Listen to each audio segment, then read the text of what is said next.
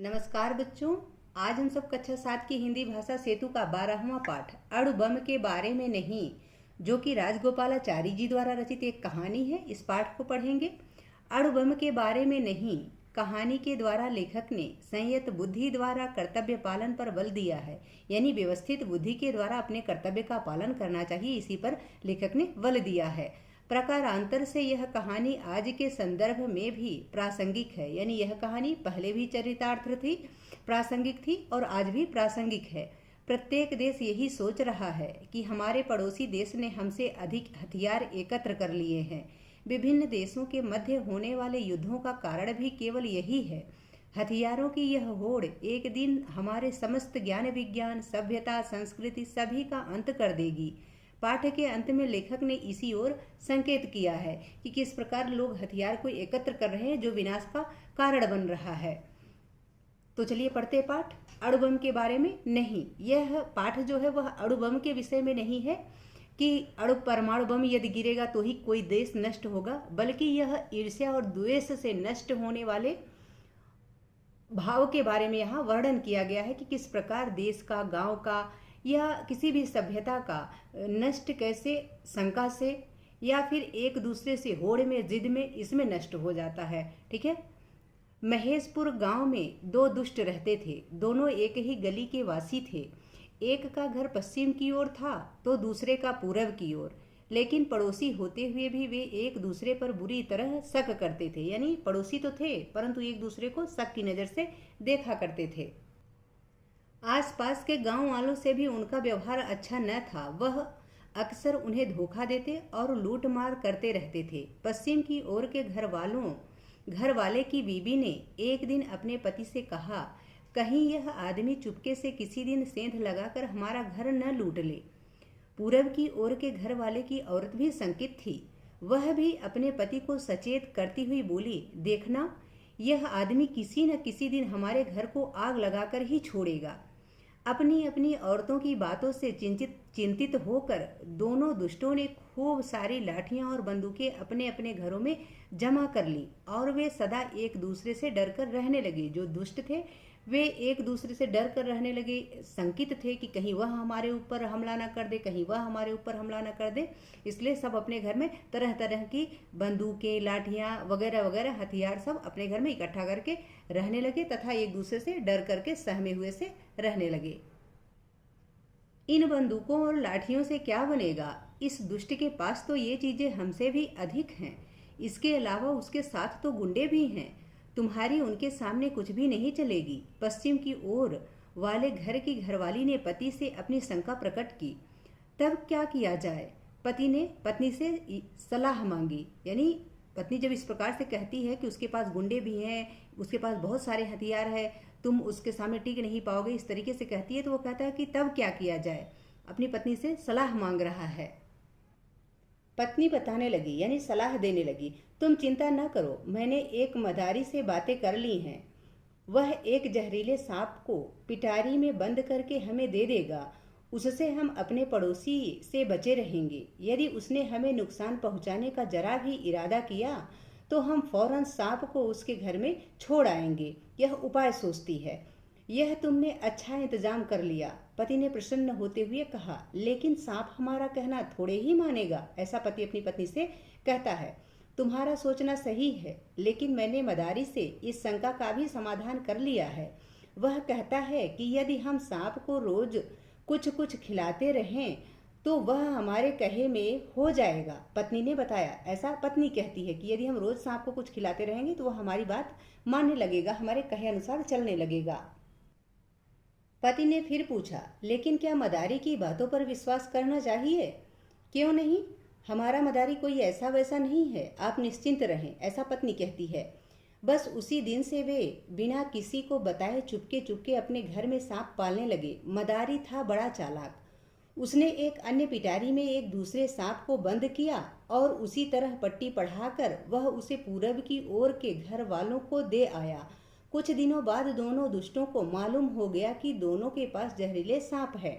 सारे गांव में यह बात फैल गई। लोगों ने विरोध किया। इस तरह सांपों को घर में पालना गांव भर के लिए खतरे की बात है, लेकिन दुष्टों को गांव वालों की क्या परवाह थी। पश्चिम के घरवाले का कहना था कि अपनी परेशानी हम ही जानते हैं, गांव वाले हमारी तकलीफ को क्या जाने, हम सांप को अवश्य रखेंगे। लेकिन जब पूरब के घरवाली ने यह उपाय सुझाया कि आओ हम दोनों सांपों को मैं पिटारी के जला दें, तो पश्चिम के घरवाले ने कहा, इस धोखेबाज पर मैं कैसे विश्वास करूं, न जाने इसके पास कितने सांप पिटारियों में और बंद हों। ऐसा कहता है कौन? पूरब के घर वाला आदमी, ठीक है। पश्चिम के घर वाला, जिसका घर पश्चिम की तरफ रहता है, वह कहता है। और पूरब के घर वाला क्या कहता है कि हम पिटारी के साथ ही, मैं पिटारी यानी पिटारी के साथ इसको जला देते हैं, सांप को जला देते हैं। इसके विपरीत पूरब के घर वाले का यह कहना था कि चूंकि सांप का पालना पहले पश्चिम के घर वाले ने शुरू किया है, इसलिए पहले उसी का सांप मारना चाहिए। गांव की पंचायत जुड़ी, मगर उसमें भी इस बात पर कोई फैसला न हो सका। हाँ, खाने पीने के दौर वहाँ खूब चले। नतीजा यह हुआ कि सारे गांव में भय छा गया और उन दुष्टों की तो नींद ही हराम हो गई। इसी बीच उस गांव में एक स्वामी जी का शुभागमन हुआ, यानी एक स्वामी जी आते हैं, एक साधु महाराज आते हैं। उन्होंने बताया कि तुम यूं ही घबरा रहे हो, इस झगड़े का फैसला तो बहुत आसान है। पहले एक आदमी अपने सांप को जला दे, बाद में दूसरा भी वैसा ही करे, लोगों का डर दूर हो जाएगा। यूं डरते रहने और रातों को जाग कर स्वास्थ्य खराब करने से क्या लाभ, ऐसा साधु महाराज कहते हैं। इस साधु बाबा को क्या पता यह दुष्ट पड़ोसी किस तरह का आदमी है, यह तो हम ही जानते हैं। पश्चिम की ओर वाले घर की घरवाली कहने लगी, यदि हमने अपना सांप जला दिया तो वह पूरब वाला हमारे ऊपर जहरीला सांप छोड़कर हमें मार ही डालेगा। पूरब की ओर वाले घर की घरवाली भी कम नहीं थी, अपने पति से कहने लगी, देखती हूँ क्या होता है। वह दुष्ट पड़ोसी शायद हमारा घर जलाने की ताक में है, लेकिन मैं भी एक ही हूँ। मैं उससे भी पहले पीछे की तरफ से जाकर चुपचाप उसके घर में सांप छोड़ आऊंगी। इस तरह दोनों घर वालों को न दिन में चैन था न रात में नींद, दोनों ही परेशान थे। नतीजा यह हुआ कि एक के बदले अब दोनों घरों में कई कई सांप पलने लगे। लोगों में आतंक बढ़ता जा रहा था। माताएं चिंतित थीं कि कहीं उनके बच्चों को सांप न डस ले। अब एक साथ कई जहरीले सांप गांव में जमा हो गए थे, लेकिन किसी की भी हिम्मत उन दुष्टों से यह कहने की न थी कि तुम ऐसा क्यों करते हो। यानी वो लोग सांप पाल रहे थे, लेकिन इतने दुष्ट थे कि कोई उनसे मना नहीं कर पा रहा था, कोई उनसे कह नहीं पा रहा था कि तुम लोग सांप क्यों पालते हो, यह तुम्हारे लिए भी खतरनाक है और हमारे लिए भी खतरनाक है। ऐसा कहने की किसी के पास हिम्मत नहीं हो रही थी। दोनों की दुष्ट पत्नियों का भी बुरा हाल था। गांव के लोग भी दुखी थे, न कोई खेती पर ध्यान दे पाता था न धंधे रोजगारों पर। देव का प्रकोप कहो या आशीर्वाद, गांव में दुष्काल पड़ गया, महामारी फैल गई, सारा गांव नष्ट हो गया। वर्षों बाद अब पुरातत्व विभाग के लोग उस गांव के अवशेषों को खोद खोद कर निकाल रहे हैं। वे इस निष्कर्ष पर पहुंचे हैं कि प्रागैतिहासिक काल में यहाँ एक सुंदर बस्ती बसी हुई थी, लेकिन अब नहीं है। समस्त विद्या, समस्त ज्ञान, समस्त अध्ययन आदि का फल एक ही है, संयत बुद्धि द्वारा कर्तव्य पालन, यानी व्यवस्थित बुद्धि के द्वारा, मर्यादित बुद्धि के द्वारा कर्तव्य का पालन। यानी हमें संयम से काम लेना चाहिए, धैर्य से काम लेना चाहिए और अपनी बुद्धि का सदुपयोग करना चाहिए। ठीक है, आशा है कि यह पाठ आप सबको बहुत अच्छे से समझ में आ गया होगा। अब हम इसका अभ्यास कार्य कर लेते हैं। यहाँ पाठ से संबंधित शब्दार्थ दिया गया है, तो आप इसको यहाँ से नोट कर लें। आगे है अभ्यास प्रश्न, बोध और विचार, बहुविकल्पी प्रश्न, सही विकल्प चुने। पहला प्रश्न है, प्रस्तुत कहानी में किस गांव का वर्णन किया गया है? तो उत्तर है महेशपुर, इसलिए ख ऑप्शन सही है। दूसरा प्रश्न है, दोनों दुष्ट किसकी बातों में आकर हथियार जुटाने लगे थे? तो उत्तर है अपनी पत्नियों की, इसलिए ख ऑप्शन सही है। तीसरा प्रश्न है, सांप पालने की मुख्य वजह क्या थी? तो उत्तर है एक दूसरे से डरते थे और शंकाग्रस्त रहते थे, इसलिए ग ऑप्शन सही है। चौथा प्रश्न है, सांप पालने की बात पता चलने पर गांव वालों ने क्या प्रतिक्रिया दी? तो उत्तर है उन्होंने दुष्टों का विरोध किया, इसलिए ग ऑप्शन सही है। पांचवा प्रश्न है, दोनों दुष्टों के सांप पालने से गांव भर की माताएं क्यों चिंतित हो गईं? तो उत्तर है सांप बच्चों को डस न ले, इस बात से माताएं चिंतित हो गई, इसलिए ग ऑप्शन सही है। छठा प्रश्न है, समस्त विद्या, ज्ञान और अध्ययन आदि का फर्क क्या है? तो इसका उत्तर है संयत बुद्धि द्वारा कर्तव्य पालन, इसलिए क ऑप्शन सही है। सातवां प्रश्न है, समस्त विद्या, ज्ञान, अध्ययन आदि शब्द हैं, तो ये सब तत्सम शब्द हैं, इसलिए ख ऑप्शन सही है। आठवां प्रश्न है, दुष्काल का संधि विच्छेद होगा, तो दुह प्लस काल, ठीक है, इसलिए ग ऑप्शन सही है। आगे है लघुत्तरीय प्रश्न, इसमें पहला प्रश्न है, अणु बम के बारे में नहीं, पाठ में पश्चिम और पूर्व के घर वालों में लड़ाई का मुख्य कारण क्या था? इसका उत्तर है पश्चिम और पूर्व के घर वालों में लड़ाई का मुख्य कारण एक दूसरे पर शक करना था, यानी दोनों एक दूसरे से शक करते थे, यही उनकी लड़ाई की प्रमुख वजह थी। दूसरा प्रश्न है, अणु बम के बारे में नहीं, पाठ में स्वयं को सुरक्षित रखने के लिए दोनों ओर के घर वालों ने क्या क्या हथियार एकत्र किए? उत्तर है स्वयं को सुरक्षित रखने के लिए दोनों ओर के घर वालों ने खूब सारी बंदूकें और लाठियां अपने अपने घरों में जमा कर ली। तो आप सिर्फ बंदूकें और लाठियां इतना ही लिख सकते हैं उत्तर में, या फिर पूरा उत्तर इस प्रकार से लिख सकते हैं। तीसरा प्रश्न है, अणु बम के बारे में नहीं, पाठ में मदारी ने क्या किया? तो उत्तर है मदारी ने दोनों पक्षों को सांप दे दिया।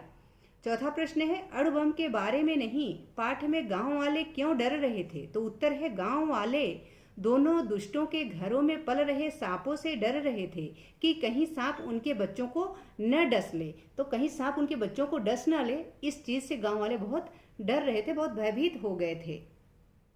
अगला प्रश्न है पांचवा, अणु बम के बारे में नहीं, पाठ में साधु बाबा ने दोनों घर वालों को क्या समझाया? तो उत्तर है साधु बाबा ने समझाया कि दोनों घर वाले एक एक करके अपना अपना सांप जला दें, यानी दोनों लोग यदि अपना सांप जला देंगे तो गांव जो है वह भय से मुक्त हो जाएगा, लोग डरना छोड़ देंगे। आगे है दीर्घ उत्तरीय प्रश्न। पहला प्रश्न है, युद्ध का मुख्य कारण क्या होता है? तो उत्तर है युद्ध का मुख्य कारण एक दूसरे के प्रति शक, ईर्ष्या और द्वेष की भावना रखना होता है।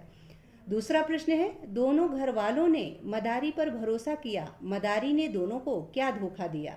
तो उत्तर है दोनों घर वालों ने मदारी की बातों में आकर उससे सांप ले लिया। उन्होंने सोचा कि मदारी दूसरे घर वालों को सांप के बारे में नहीं बताएगा, परंतु मदारी ने दोनों पक्षों को सांप देकर उन दोनों को धोखा दिया, यानी सांप उसने दोनों को दिया था, अपने जाके बहला फुसला के दोनों घर में सांप पहुंचा दिया था, इस प्रकार उसने दोनों परिवारों को धोखा दिया। आगे है तीसरा प्रश्न, शक अथवा अविश्वास किस प्रकार हमारे जीवन में जहर घोल देते हैं? अणु बम के बारे में नहीं, पाठ के आधार पर लिखिए। तो इसका उत्तर है इस पाठ में लेखक ने शक और ईर्ष्या की भावना से उत्पन्न होने वाले दुष्परिणामों के विषय में बताया है कि किस प्रकार दोनों घर वालों के एक दूसरे के प्रति शक करने के कारण पूरा गांव नष्ट हो गया। शक की वजह से ही दोनों घर वाले अपने अपने घरों में हथियार एकत्रित करते हैं तथा सांपों को पालते हैं, जिससे भयभीत होकर गांव वाले काम पर नहीं जाते तथा उनकी फसलें नष्ट हो जाती हैं। पूरे गांव में भूखमरी फैल जाती है और पूरा गांव नष्ट हो जाता है। इसी प्रकार हमारे जीवन में भी यदि शक और अविश्वास पैदा हो जाए तो पूरा जीवन कष्टकारी हो जाता है या नष्ट हो जाता है। अगला प्रश्न है पांचवा, अणु बम के बारे में नहीं, कहानी का सार अपने शब्दों में लिखिए। तो उत्तर है महेशपुर गांव में दो दुष्ट रहते थे, वे हमेशा एक दूसरे पर शक करते थे। उनकी पत्नियां उनके शक की भावना को और बढ़ा देती हैं और वे दोनों अपने अपने घरों में हथियार एकत्रित कर लेते हैं। शक के कारण ही दोनों अपने अपने घरों में जहरीले सांप पाल लेते हैं। गांव वाले तथा गांव में आए हुए साधु बाबा उन दोनों दुष्टों को बहुत समझाते हैं, परंतु वे अपने अपने सांपों को नष्ट करने को तैयार नहीं होते। इससे गांव में डर का माहौल पैदा हो जाता है। लोगों ने सांपों के डर से खेतों में काम करना तथा धंधे रोजगार पर जाना बंद कर दिया। इस प्रकार गांव में अकाल पड़ गया तथा पूरा गांव नष्ट हो गया। आगे है छठा प्रश्न, अणु बम के बारे में नहीं, पाठ के आधार पर आशय स्पष्ट कीजिए।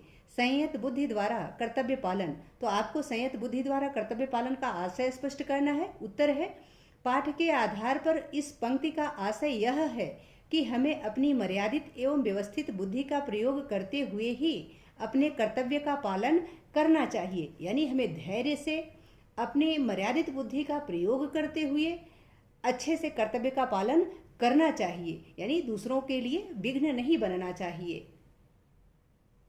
आगे है भाषा बोधन। पहला प्रश्न है इसका, इस पाठ में संवादों की प्रधानता है जिसमें से बहुत से प्रश्नोत्तर के रूप में हैं। इन संवादों को भली प्रकार बोलने के लिए आवश्यक है कि हमें प्रश्नवाचक वाक्य कहने का सही ढंग आए। निम्नलिखित प्रश्नों का उच्चारण सही अनुतान में कीजिए। यानी आपको प्रश्नवाचक का सही तरीके से उच्चारण करना है, यानी इस प्रश्न को आपको अच्छे से पढ़ना है ताकि पता लगे कि यह प्रश्नवाचक है। ठीक है। क है, इन बंदूकों और लाठियों से क्या बनेगा। ख है, तब क्या किया जाए। ग है, लेकिन सांप हमारा कहना थोड़े ही मानेगा। घ है, इस साधु बाबा को क्या पता।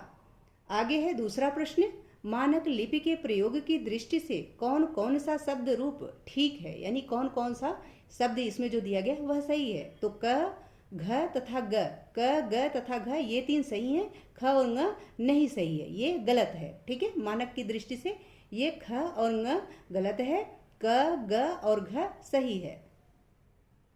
तीसरा प्रश्न है, ऊपर विराम यानी जो इन्वर्टेड कामा होता है उसका प्रयोग कब करते हैं। सही उत्तर पर ठीक यानी सही का चिन्ह लगाइए। उत्तर है इसमें, क है जब अपनी बात कह रहे हो, ख है जब किसी का वर्णन कर रहे हो, ग है जब दूसरे की बात उद्धृत कर रहे हो। तो यही सही है, जब किसी की बात को उद्धृत किया जाता है तब जाके वहां पे इन्वर्टेड कामा का प्रयोग किया जाता है, यानी ऊपर विराम का प्रयोग किया जाता है, चाहे वो डबल इन्वर्टेड कामा हो या सिंगल इन्वर्टेड कामा हो। ठीक है। घ है जब नाटक के संवाद लिख रहे हो, ङ है जब किसी से कोई प्रश्न कर रहे हो। तो सही उत्तर क्या है, ग। ठीक है। जब दूसरे की बात उद्धृत कर रहे हो। ठीक है। चौथा प्रश्न है, निम्नलिखित वाक्यों में उचित स्थान पर विराम चिन्ह लगाइए। यानी जो वाक्य आपको यहाँ दिए गए इनमें सही जगह पर विराम चिन्ह का प्रयोग करना है। क है, देखना यह आदमी किसी न किसी दिन हमारे घर को आग लगाकर ही छोड़ेगा। तो यहाँ देखना पहले डबल इन्वर्टेड कामा शुरू किया जाएगा और यहाँ देखना पे सिंगल इन्वर्टेड कामा नीचे लगाया जाएगा। फिर आगे है, यहाँ आपका यहाँ डबल इन्वर्टेड कामा होगा और पूर्ण विराम लगेगा। ठीक है। ख है, तब क्या किया जाए, पति ने पत्नी से सलाह मांगी। तो यहाँ इन्वर्टेड कामा लगाया जाएगा, डबल इन्वर्टेड कामा, तब के आगे क्या किया जाए, यहाँ प्रश्नवाचक चिन्ह और डबल इन्वर्टेड कामा बंद होगा। उसके बाद पति ने पत्नी से सलाह मांगी, यहाँ पूर्ण विराम होगा। ठीक है। ग है, यह तुमने अच्छा इंतजाम कर लिया। पति ने प्रसन्न होते हुए कहा, लेकिन सांप हमारा कहना थोड़े ही मानेगा। इसमें डबल इन्वर्टेड कामा से शुरुआत किया जाएगा, यहाँ तक लिया यानी यह तुमने अच्छा इंतजाम कर लिया, यहाँ डबल इन्वर्टेड कामा बंद किया जाएगा, नीचे सिंगल इन्वर्टेड कामा लगेगा। उसके बाद यहाँ डैश लगेगा बीच में, फिर यहाँ डबल इन्वर्टेड कामा में लेकिन सांप हमारा कहना थोड़े ही मानेगा इतना लिख के यहाँ प्रश्नवाचक चिन्ह लगा के डबल इन्वर्टेड कामा बंद कर दिया जाएगा। जो यहाँ से लगा है उसको यहाँ पे बंद कर दिया जाएगा। ठीक है। घ है, समस्त विद्या, समस्त ज्ञान, समस्त अध्ययन आदि का फल एक ही है। तो यहाँ समस्त विद्या कामा, समस्त ज्ञान कामा, समस्त अध्ययन आदि का फल एक ही है। यहाँ डैश आगे डैश डैश डैश है। ठीक है। आगे है पांचवा प्रश्न, निम्नलिखित शब्दों की बनावट ध्यान पूर्वक पढ़िए। यहाँ आपको शब्दों को ध्यान से पढ़ना है, जैसे शुभ प्लस आगमन शुभागमन, दुह प्लस काल दुष्काल, प्राग प्लस ऐतिहासिक प्रागैतिहासिक। नीचे दिए गए शब्दों का संधि विच्छेद कीजिए, यानी इसको सही से समझिए। इसी के अनुसार नीचे जो आपको दिया गया उसका भी संधि विच्छेद कीजिए। यहाँ संधि विच्छेद और संधि दोनों दी गई है, आपको यहाँ संधि विच्छेद करना है। ठीक है। पहला है नियमानुसार, नियम प्लस अनुसार, संदिग्धावस्था संदिग्ध प्लस अवस्था। ठीक है। आगे ज्ञान विस्तार है जो कि विद्यार्थियों को स्वयं करना है, तो ज्ञान विस्तार आप स्वयं करें। यहाँ लेखक परिचय दिया गया है तो इसको भी आप जरूर पढ़ें।